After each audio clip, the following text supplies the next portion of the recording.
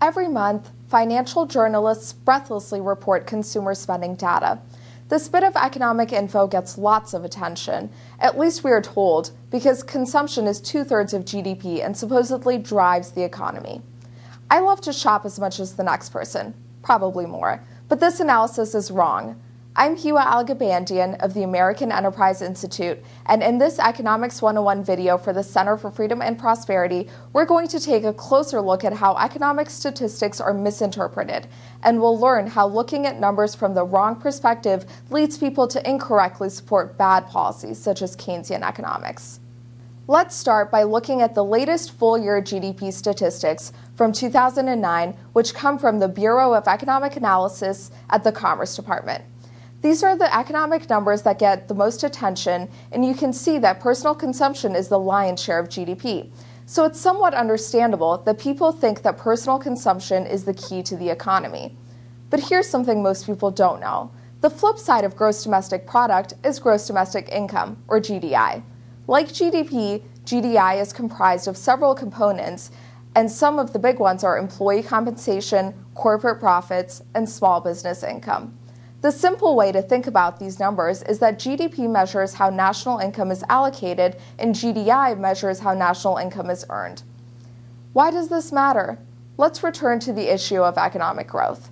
This topic is getting lots of attention, both in Washington and around the world, because economies are not growing fast enough to generate higher living standards and good job creation.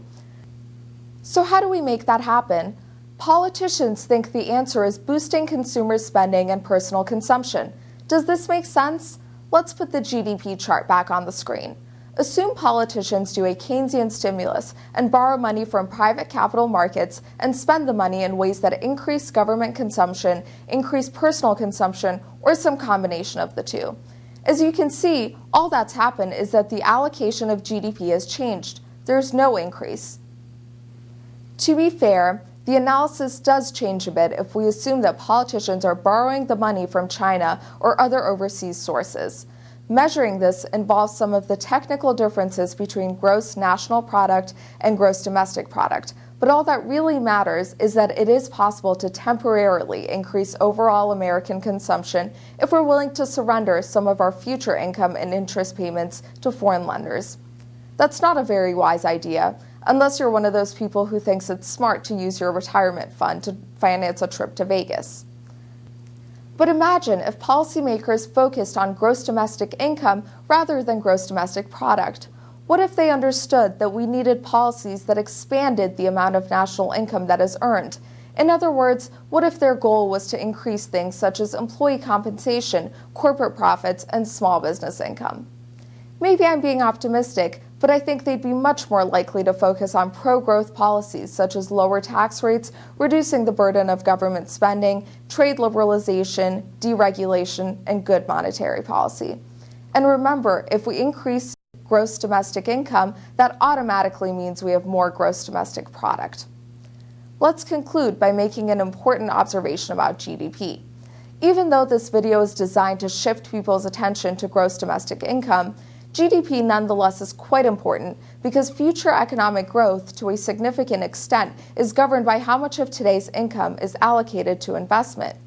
In simple terms, it is very difficult to enjoy more prosperity in the future unless we set aside some of today's income to finance tomorrow's growth. This doesn't mean consumption is bad. Adam Smith noted that the ultimate purpose of production is consumption. But it does suggest that politicians shouldn't be trying to artificially boost consumption at the expense of investment. Not only does that not stimulate the economy today, it also may reduce economic output in the future.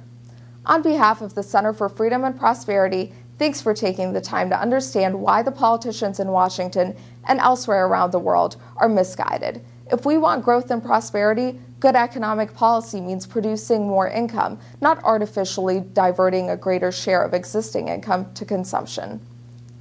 I'm Hiwa Algabandian. Send this Economics 101 video to everyone you know. If people know the truth, politicians will be more likely to do the right thing.